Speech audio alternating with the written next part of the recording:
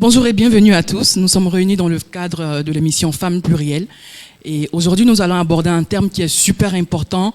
Il s'agit de ma belle famille et moi. Je ne suis pas toute seule, je suis en compagnie de charmantes dames, mes sisters. Donc, je vais laisser la parole à chacune pour pouvoir se présenter. Alors, mes sisters. Oui. Bonjour Lorraine et bonjour à toutes ces personnes qui nous suivent. Je suis Céleste. Je suis mariée coutumièrement et je salue également ma future belle famille qui certainement me suit. Alors bonsoir Lorraine, bonsoir à toutes et bonsoir aux personnes qui nous suivent en ligne.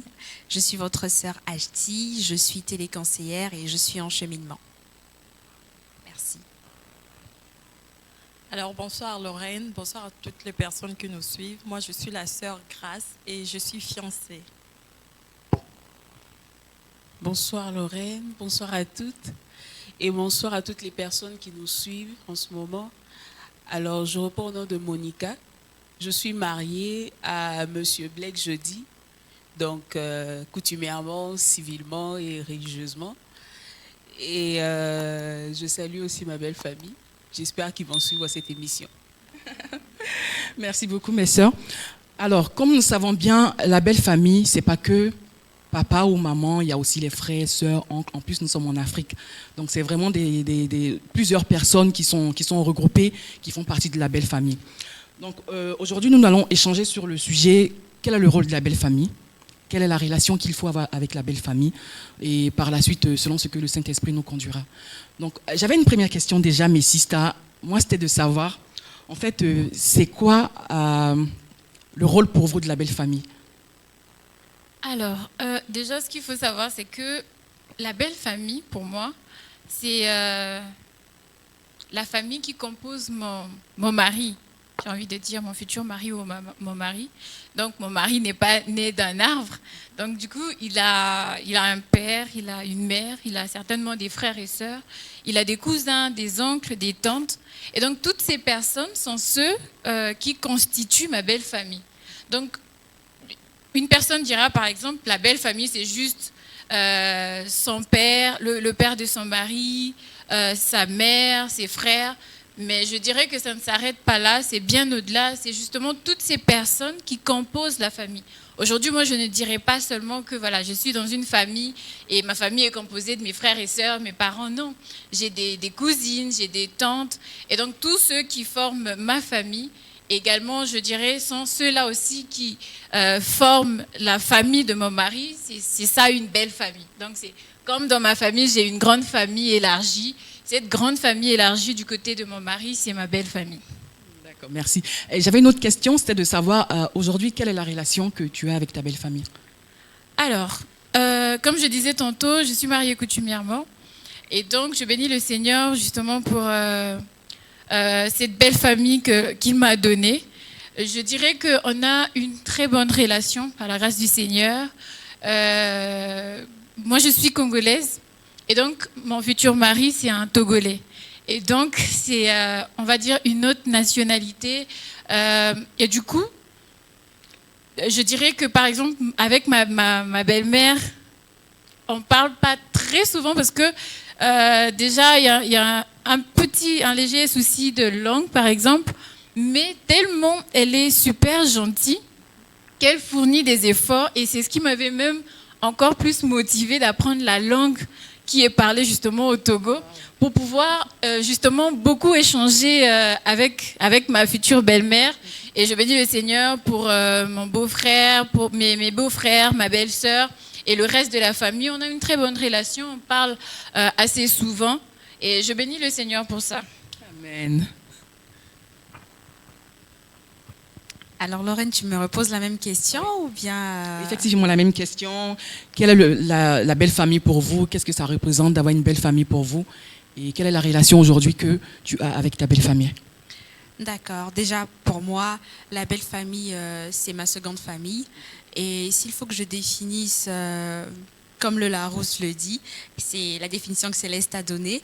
La belle famille, c'est un groupe de personnes, à savoir les parents de ton conjoint ou ton futur conjoint, à savoir ses parents, papa, maman, les oncles, tantes, cousins, cousines, mais sans oublier que dans certaines cultures, pour certaines personnes, la belle famille ou la famille se limite uniquement au papa, à la maman et puis aux enfants. Donc c'est vraiment un cercle restreint. Mais moi, je suis congolaise et chez moi, quand on parle de famille, on voit vraiment des cousins, parfois même des personnes que tu ne connais pas. Mais dès lors que c'est un cousin, dès lors que vous avez le même sang, ça devient ta famille. Et pour moi, c'est la même conception que j'ai pour la personne avec qui j'avance aujourd'hui. Et la deuxième question, c'était C'était de savoir aujourd'hui quelle était la relation que tu as avec ta belle famille. D'accord. Je dirais que j'ai je ne vais pas dire une parfaite relation parce que je ne suis pas encore mariée, bien que je sois engagée, mais j'ai déjà une bonne relation avec la maman de l'homme avec qui je fais route, qui est d'ailleurs très, très, très gentille. Je dirais, elle est adorable. C'est vrai que nous ne parlons pas la même langue parce qu'il n'est pas du même pays que moi ni du même continent. Du coup, il faudrait qu'il soit tout le temps là pour traduire. Et c'est un peu le hic parce que elle lui dit il faut qu'elle apprenne parce que des fois elle va parler avec moi, tu n'auras pas besoin d'être là. Donc ça c'est comme les Arabes disent chouma, ça me fait un peu honte. Mais petit à petit je me donne, mais sinon jusqu'à présent les conversations ont toujours été accompagnées de fou rire, il y a toujours eu de la joie. Et puis je dois préciser qu'il a 4 frères avec qui je m'entends très très très bien. La communication est vraiment flexible et je n'ai pas encore rencontré d'obstacles jusqu'à présent. Et même avec ses belles-sœurs aussi, nous avons une bonne relation. Gloire à Jésus. On va poser la même question à ma sœur. Grâce. Alors, si je dois définir déjà la belle famille, moi, je dirais que la belle famille, c'est la famille élargie de mon conjoint, de mon futur mari, déjà. Je vois sa maman, son père, ses frères et sœurs, les oncles et tous ces mondes-là. Et si je dois répondre à la deuxième question, alors moi, déjà, j'aime beaucoup ma belle-maman. C'est une femme extraordinaire. Déjà, quand on parle, elle ne m'appelle pas Grâce, mais elle m'appelle ma copine. C'est comme ça qu'on s'appelle. Moi, quand j'écris, j'ai dit coucou ma copine et c'est comme ça qu'elle me répond. Vraiment, c'est une femme qui est adorable. Déjà qu'on se voit juste par vidéo et autres, on ne s'est pas encore vu comme ça. Mais moi, je ne suis pas encore mariée, mais je me sens déjà impliquée dans la famille. Je me sens déjà la fille, la manière dont on prend mon mari et c'est comme ça qu'on me traite. Et franchement, moi, de ces côtés-là, j'ai béni les Seigneurs. Gloire à Dieu. Merci. La question, c'est... C'est quoi la belle famille pour vous et quelle est la relation que vous avez en ce moment avec votre belle famille? D'accord. Alors, moi, la belle famille, pour moi, c'est ma famille. C'est ma famille parce que je me suis mariée avec leur fils. Donc, automatiquement, ils deviennent aussi ma famille. Et moi, selon le cadre éducationnel, la belle famille, c'est la tante, papa, maman, cousin, cousine et tout. Mais sauf que je me suis mariée avec un homme qui n'est pas de mon continent, donc il est d'un autre continent. Mais chez eux, la belle famille, c'est papa, maman et les enfants. Donc, au début, c'était un peu difficile, c'était un peu bizarre. Je lui posais parfois la question, ta famille, elle est composée de quoi? Tes cousins? Oh, j'ai un cousin, il est là-bas, mais on ne se parle pas souvent. Bon, je trouvais ça un peu bizarre, mais après, au fur et à mesure, j'ai compris. Donc, pour moi, ma belle famille, c'est vraiment ma deuxième famille. C'est même pas ma deuxième famille seulement, c'est une famille pour moi. Donc, c'est un peu ça. La deuxième question, c'est la relation que j'ai. J'ai eu une très belle relation avec ma belle famille, une très très belle relation, surtout avec ma belle-mère. C'est une femme extraordinaire.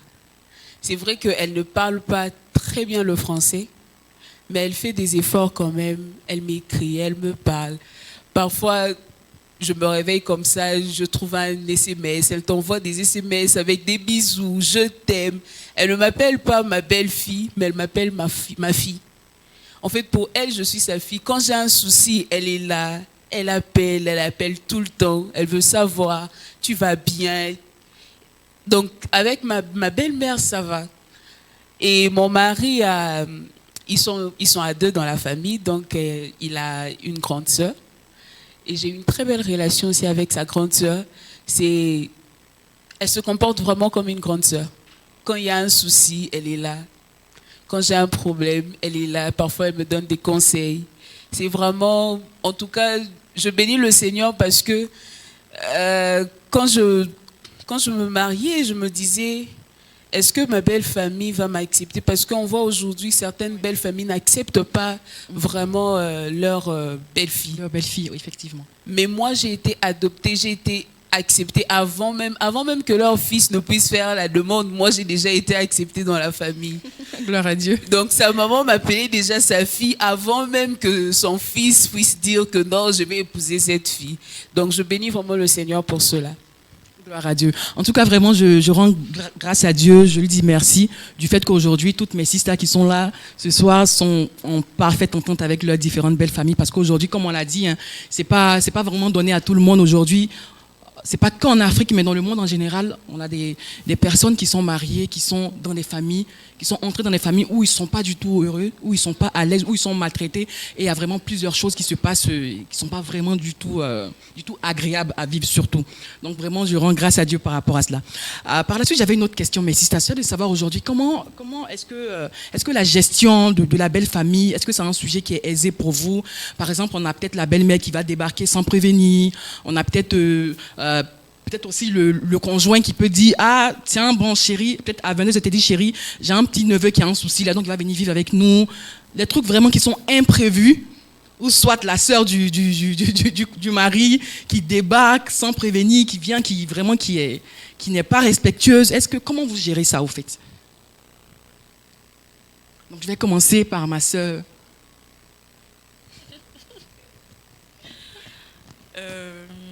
C'est vrai que, en fait, j'ai envie de répondre à cette question clairement avec honnêteté, mais bon, ma sister. je ne suis pas encore mariée, je ne sais pas si ça arrive, comment est-ce que je vais réagir.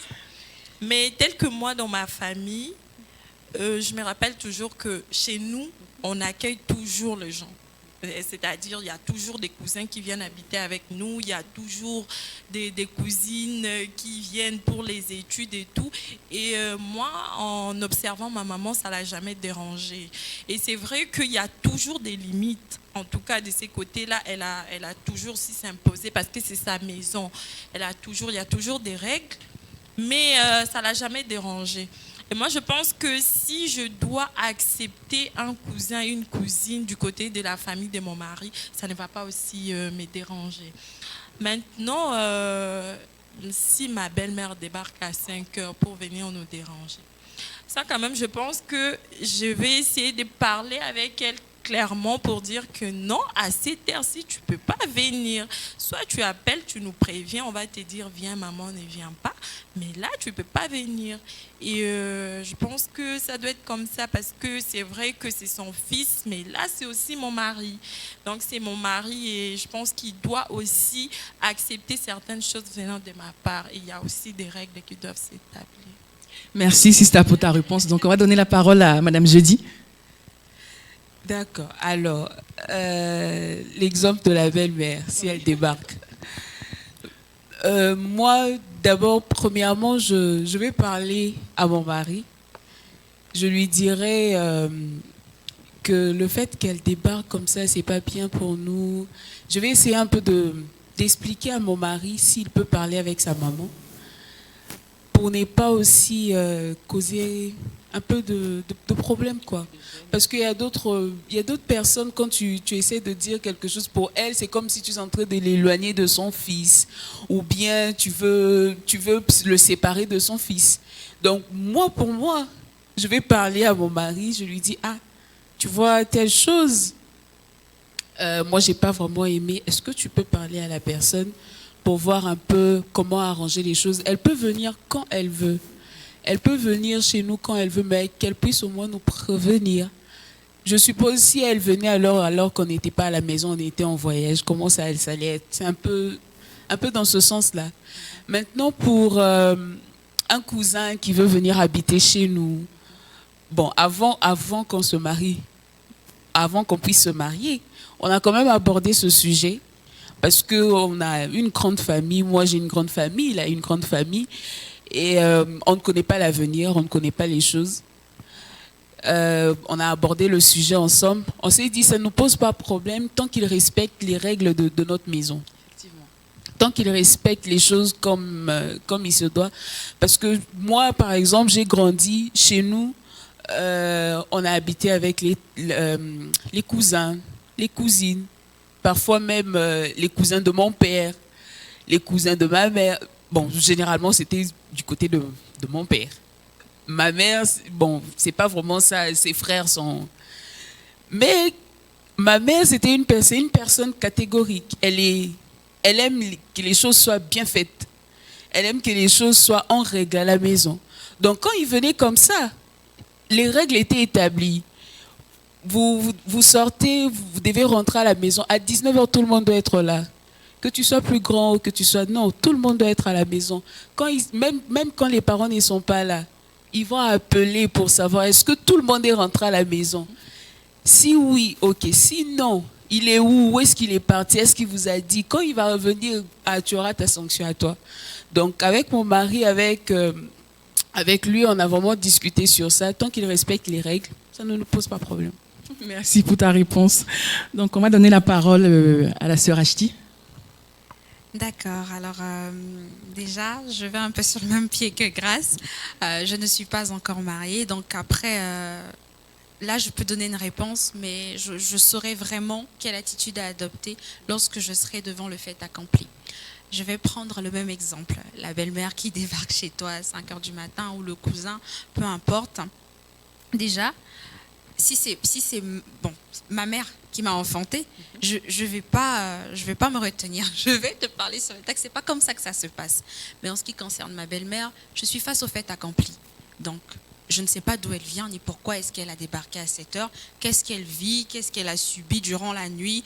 Donc, je la laisse entrer, je l'accueille, je la reçois. Bien qu'au fond de moi, pour être honnête, je ne serais pas ravie. Ça, c'est pas, oui, quand même, parce que on sort du sommeil. Peut-être qu'on a eu une semaine difficile, on ne sait pas ce qu'on traverse. Donc, on n'est peut-être pas préparé à accueillir quelqu'un, mais ça reste une maman. Donc, déjà, je l'accueille comme il se doit. Peut-être qu'elle peut remarquer sur mon expression que je ne suis pas très contente, mais je fais le nécessaire. Et la communication, je ne vais pas le faire avec ma belle-mère. Je vais le faire avec son fils, qui est mon mari. C'est avec lui que je vais discuter et il saura comment parler à sa maman pour que ça ne se répète plus, que ça ne se reproduise plus. De même que pour accueillir un cousin, une cousine, comme je l'ai dit, moi je suis congolaise et j'ai grandi dans une famille très très très vaste. Chez nous, il y avait toujours des cousins, il y avait toujours des cousines. En fait, il y a un qui vient habiter, il termine son cycle scolaire, il y a un autre qui remplace. Ça a toujours été comme ça.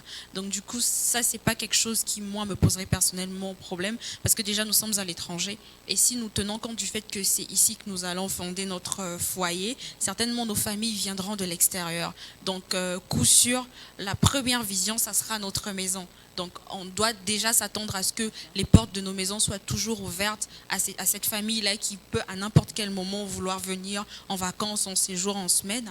Donc, c'est à nous de nous préparer par rapport à ça. Et quel que soit le désagrément causé par ce type de situation, c'est avec le partenaire que tu en parles. Tu ne vas pas directement t'adresser avec ta belle-mère. À moins que tu aies une relation très très exceptionnelle ou très très intime avec ta belle-mère, au point où tu peux te permettre de lui lâcher certaines choses, tu sais qu'elle prendra pas mal, tu peux te permettre. Mais sinon, personnellement, j'en parle avec mon mari. D'accord, merci beaucoup ma sœur. Donc, ma sœur Céleste. D'accord, Lorraine. Alors, pour parler de la gestion, justement, de la belle famille, je dirais que ça renferme tout un tas de choses. Tout à l'heure, on a parlé de ce que c'est une belle famille. On disait que, voilà, ma belle famille, c'est comme ma famille. Et donc, je commencerai par dire que moi, je suis pas encore vraiment pleinement rentrée dans le mariage. Justement, j'apprends et on essaie de voir un peu les choses, comment ça se passe, comment ça s'est passé avec nos parents, comment ça se passe chez les autres, etc. Au fait, moi, je dirais, dans un premier temps, comment gérer. Il faut d'abord être très proche de sa belle famille. Je me rappelle encore, parce que moi, j'ai récemment perdu ma mère, mais je me souviens encore de ses paroles qu'elle m'avait dit justement juste après la dot, parce qu'elle était tellement malade que j'avais comme l'impression qu'elle savait qu'elle allait partir et tout. Et donc, parmi les conseils, les derniers conseils qu'elle me donnait par rapport à la belle famille, justement, elle avait évoqué ce problème, ce sujet-là par rapport à comment être avec sa belle famille. Et l'un des conseils que ma mère m'a donné, je me souviens encore de ce jour, et elle disait que évite d'être faux, évite d'être hypocrite, évite de faire des choses pour te faire aimer parce que tu finiras par être démasqué. Donc elle m'a dit, il faut être vrai. Comme j'ai été avec la famille de ton père et tu le sais, tu l'as vu. J'ai soutenu ma belle-mère jusqu'à ce que, il y a tellement de choses qui sont passées, genre, ma grand-mère était malade, mais même quand mon père était décédé, elle était présente pour ma belle-mère, quand bien même elle n'était pas en bonne santé. Ma belle-mère, mon père avait des frères et sœurs. Je dirais même beaucoup des frères et sœurs. Mais ma mère était comme la fille aînée de ma grand-mère.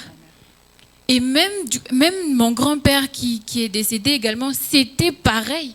En fait, ma mère, il y avait à un moment donné, même parce que mes grands-parents étaient séparés, à un moment donné, c'était quand on allait chez notre grand-père, au niveau dans le quartier, les gens pensaient même que ma mère était sa fille.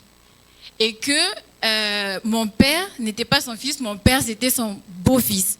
Et pourtant, c'est mon papa qui était son fils et ma mère c'était la belle-fille. Mais tellement elle agissait comme si c'était ses parents, ça faisait en sorte que tout le monde pensait justement que c'était sa fille. Et c'est justement cette relation que ma mère a eue avec sa belle famille. Elle était très proche. Et justement, c'est pour ça qu'elle m'a conseillé de la sorte, elle ne les faisait pas pour se faire aimer ou peut-être pour qu'elle se fasse aimer justement de mon père ou encore de sa belle famille. Elle le faisait avec son cœur. Elle supportait tout un tas de choses. Moi j'ai 2 frères. Je suis la fille unique. Il arrivait des moments où la belle famille venait à la maison pour dire à ma mère, comme je disais tantôt, mon père ils sont nombreux. Il disait à ma mère, mais on ne veut pas que d'une fille. On veut avoir beaucoup d'autres filles en fait, parce qu'il y avait déjà 2 garçons. D'accord. Mais j'ai vraiment pas vu un jour où ma mère a été désagréable face à ces personnes-là. Elle encaissait et elle savait comment décharger en fait. Elle, tout ce qu'elle voulait, c'est que sa belle famille soit bien. Elle voulait que voilà son beau-père, ses frères, au fait même les frères et sœurs de mon père, en fait, ils étaient très proches, c'était vraiment ses amis. Et donc, pour moi, c'est vraiment, je dirais, un exemple que j'adopterais aujourd'hui, justement, avec ma belle famille. Je vais justement éviter d'être faux avec eux. Je vais aimer ma belle-mère comme ma mère, parce que c'est ma mère, en fait. C'est ma mère, je vais aimer mon beau-père comme mon père. Et je vais justement essayer d'être tellement proche de ma belle-mère, justement, pour que lorsque ce genre de situation arrive, ou parce que j'ai envie de dire, c'est un humain, tout peut arriver au niveau de cette relation, les soucis peuvent arriver, mais on va essayer de passer outre et essayer d'avancer. User de sagesse pour pouvoir mieux gérer, afin de pouvoir évoluer, afin de pouvoir être épanoui. Parce que si tu es dans une relation, dans un mariage où ta belle famille ne t'aime pas, tu peux vraiment vouloir t'en foutre, mais au fond, ça fait mal.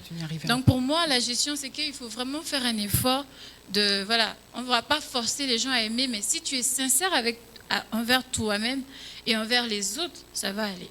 Donc c'est comme ça que je pourrais répondre. D'accord, merci beaucoup pour ta réponse, Sista.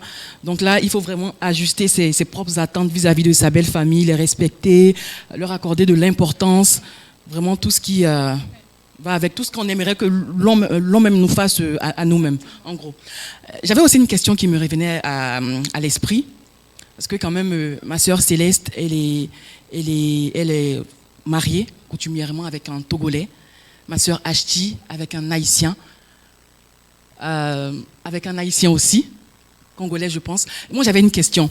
Est-ce que par rapport aux différences de culture, est-ce qu'il n'y a pas eu, ça n'a pas causé de soucis au niveau de la famille?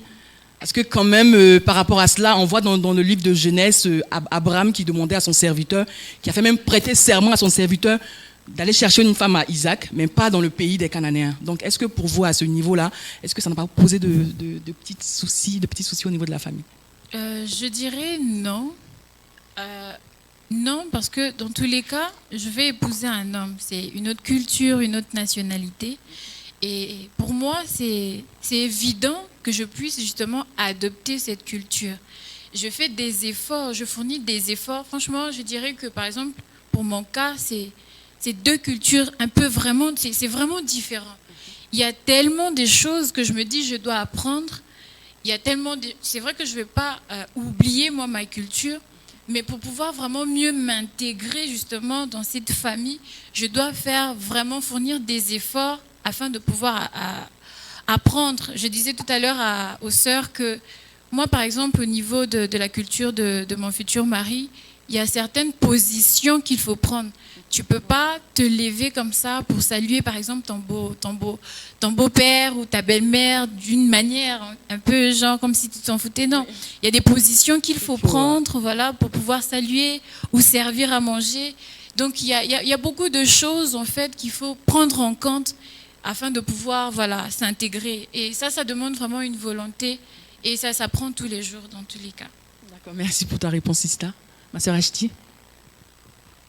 Alors, il faudrait y mettre beaucoup de volonté déjà personnellement. Et moi, je dirais, au cas où il y a quelqu'une qui avance avec un étranger, qui n'a pas la même culture ni la même mentalité, déjà quand tu vas pour l'annoncer à tes parents, tu dois montrer toi-même que c'est ton oui, c'est ton consentement d'évoluer, de faire ta vie, de bâtir ta vie avec quelqu'un qui n'est pas de la même culture, qui n'a pas les mêmes coutumes, n'a pas les mêmes traditions. Donc, c'est à ta famille. C'est pas que tu l'imposes à ta famille, mais tu dois accompagner ta famille à l'accepter. Et moi, déjà, quand je grandissais, c'est vrai que c'est des sujets qu'on aborde souvent entre mères, entre tantes et tout ça. Toi, tu vas épouser un Congolais, tu vas épouser un étranger. Donc, c'est des trucs qu'on parlait dans la blague et tout. C'est pas des sujets sérieux, mais moi, ma famille ne m'a jamais montré une opposition du fait que je sois avec quelqu'un qui n'est pas congolais. Non, ça reste mon choix, ça reste moi qui vois avec qui ou qui choisit avec qui je veux fonctionner. Et de son côté, c'est pareil. Et j'ajouterais également que nous venons de milieux différents et chacun d'entre nous a une éducation de base. Et quand la personne qui arrive dans la famille de son conjoint ou son partenaire, tu dois t'adapter au climat qui se présente à toi, mais en même temps, tu conserves tes valeurs et ton éducation. Si tu arrives dans une famille où tout le monde est copain-copine, comme l'exemple que j'ai donné, oui, tu peux te créer une amitié avec ta belle-sœur, ta belle-mère, mais tu n'oublies pas ce dont on t'a enseigné aussi, ce dont tes parents t'ont enseigné, parce que ce sont des valeurs qui vont t'accompagner tout au long de ta vie, pour éviter des conflits entre griffes inutiles, si je peux dire ça comme ça. D'accord, merci beaucoup pour ta réponse, Sista. Donc, je vais terminer avec cette question-là, c'était de savoir quels sont les exemples que nous avons dans la Bible concernant la relation belle-fille, belle-famille, beau-fils, belle-famille, pardon. Donc, quelques exemples que vous avez dans la Bible. Je vais commencer par ma sœur Céleste. Oui, je pense que c'est même l'exemple phare qu'on a dans la Bible, l'exemple de Ruth, dans le livre de Ruth, bien sûr, où on voit clairement comment Ruth s'était attachée à sa belle-mère.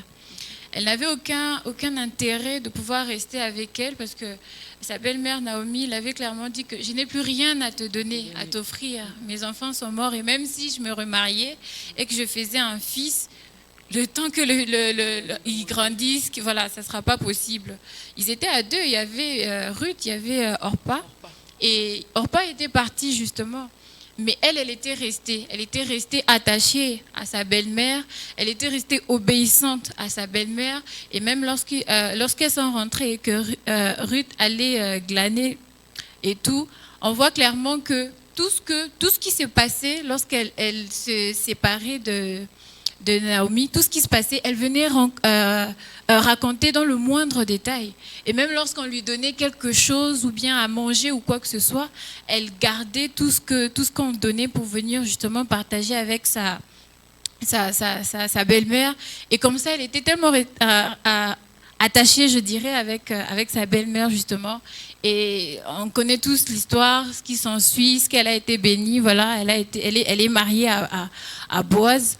Et donc, pour moi, de là, je comprends ou je retiens qu'il est vraiment important de rester, j'ai envie de dire, fidèle, sincère, avec sa belle famille. Hein, on ne va pas seulement parler de la belle-mère, mais toute la grande famille, en fait. Donc, comme on le disait tout au début, c'est ma belle famille, c'est ma famille. De la même manière que je traite ma famille, de cette manière que je continue ou je fais avec ma belle famille. Et même, il y a également un verset dans la Bible qui dit dans Exode 20:12, respecte ton père et ta mère, ainsi tu vivras longtemps dans le pays que moi, le Seigneur, je te donne. Et cela ne concerne pas seulement ma famille ou soit mon père, ma mère, mais également dans ce sens pour la belle famille. Et comme ça, on reçoit des bénédictions que non seulement nous allons profiter, mais également nos enfants. Et comme ça, on donne aussi des valeurs à nos enfants, à nos futurs enfants qu'on pourrait avoir. Donc, c'est ce que je pourrais rajouter. Amen. Merci beaucoup pour ta réponse, Sista. Donc, je vais donner la parole à Madame Jeudi. Alors, juste pour rajouter à ce qu'elle a dit, comme je disais au début, ma belle famille, c'est ma famille. Et quand on voit dans la Bible, Ruth elle ne se comportait pas comme une belle fille, mais elle se comportait maintenant comme la fille de Naomi. Parce que tout ce qu'elle faisait, elle venait rendre des comptes à Naomi. J'ai fait ça, j'ai fait ci, j'ai fait ci. Et ça a permis aussi à Naomi de lui donner des conseils qui a permis à Ruth à être ce qu'elle est aujourd'hui. C'est la Ruth que nous connaissons tous dans la Bible. Donc, pour moi, je dirais que, comme la sœur Céleste a dit, il faudrait être sincère avec sa belle famille. Il faudrait savoir comment se comporter avec sa belle famille. Aussi, il faudrait être sage. Parce que si on manque ces qualités-là, ça ne va pas marcher. Parfois aussi, notre bénédiction est rattachée peut-être à notre belle famille. Et sans le savoir, toi, tu n'as pas une belle relation avec ta belle famille et tu passes à côté. Ruth avait compris et elle s'est attachée à Naomi. Et c'est ce qui a fait qu'aujourd'hui, on parle de Ruth, la femme de Boaz, et puis on parle d'elle comme ancêtre de Jésus dans la Bible. Donc, c'est un peu ça que je voulais rajouter. Merci pour ta réponse, Madame Jeudi. Donc, je vais donner la parole à Ashti pour répondre à la question. En toute honnêteté, l'exemple phare qui a toujours bouillonné dans mon esprit pour ce genre de contexte, c'est l'exemple de Ruth et de Naomi. Et Céleste et Monica ont argumenté dessus. Et par là, je voudrais simplement ressortir que il y a un passage dans la Bible, je vais certainement, abréger, je vais certainement paraphraser, qui dit, il y en a, en exerçant l'hospitalité, ils ont reçu des anges. Donc, il y a des bénédictions aussi que tu amasseras dans ton foyer parce que tu sais prendre soin de la famille de ton partenaire, de ton mari. Il y a des parents qui ont désiré avoir une fille, par exemple, mais qui n'ont eu qu'un fils ou des fils. Et toi, quand tu entres dans cette famille-là, tu es comme cette fille tant attendue. Donc, tu dois savoir aussi donner l'amour, le respect et la considération qui est attendue, que ta belle famille attend de toi. Et ça, il faut avoir la sagesse du Saint-Esprit parce que je dirais que oui, vraiment Ruth, c'est vrai qu'il y a plusieurs enseignements qui peuvent être tirés de ce passage, mais elle avait vraiment cette sagesse-là. Elle ne connaissait peut-être pas ce qu'elle deviendra demain, elle connaissait peut-être pas où elle allait se retrouver par la suite, mais elle était persuadée qu'il y a quelque chose qui devait éclore, qui devait donner naissance et qui devait l'introduire dans sa destinée, qui devait passer par Naomi, même si visiblement elle n'avait plus rien à lui offrir, mais il y avait quelque chose qu'elle devait puiser en elle pour avoir une chose plus grande. Merci pour ta réponse, Sista. Donc, on va terminer avec la sœur Grace qui va nous donner sa réponse. Alors moi, je vais juste rejoindre Monica, Ashti et Céleste. Moi, personnellement, dans cette histoire, ce qui m'a beaucoup touchée, moi, je pense que c'est les comportements de Ruth. Parce que je ne pense pas si Ruth s'est comportée mal et qu'elle était une mauvaise femme, que même si elle voulait suivre sa belle-maman et qu'elle allait accepter. Je pense qu'elle allait juste dire non, on s'arrête là, c'est bon, je n'ai pas gardé de bons souvenirs avec toi pendant ton mariage et tout. Et je pense que c'est les comportements. Moi, personnellement, je me dis que moi, je dois avoir de bons comportements avec ma belle-maman. Et parce qu'on ne sait pas. Voilà, Ruth, sa bénédiction était attachée à sa belle-maman, mais elle ne savait pas. Et que si elle s'est comportée mal, peut-être qu'elle n'allait pas, peut-être, je dirais, s'attacher à cette bénédiction ou saisir cette bénédiction. C'est un peu ça. D'accord, merci pour vos réponses. Donc, on a aussi l'exemple de Rebecca. Rebecca qui a eu cette sensibilité-là de pouvoir donner de l'eau à boire et même qui a donné de l'eau aussi à boire au chameau de l'intendant qui avait été envoyé par Abraham.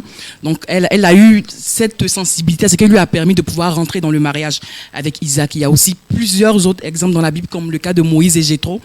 Donc, en tout cas, on a été vraiment bénis ici sur le plateau. J'espère qu'on a béni quelqu'un au travers des différents points sur lesquels nous avons échangé ce soir. Donc, on en a terminé pour aujourd'hui. Je ne sais pas si une sister a quelque chose à dire avant qu'on ne termine, qu'on ne clôture. La sœur Ashti. Non, ça va. Rien à dire, ça va? D'accord. Donc, je vous remercie d'avoir suivi l'émission. Le bonjour chez vous.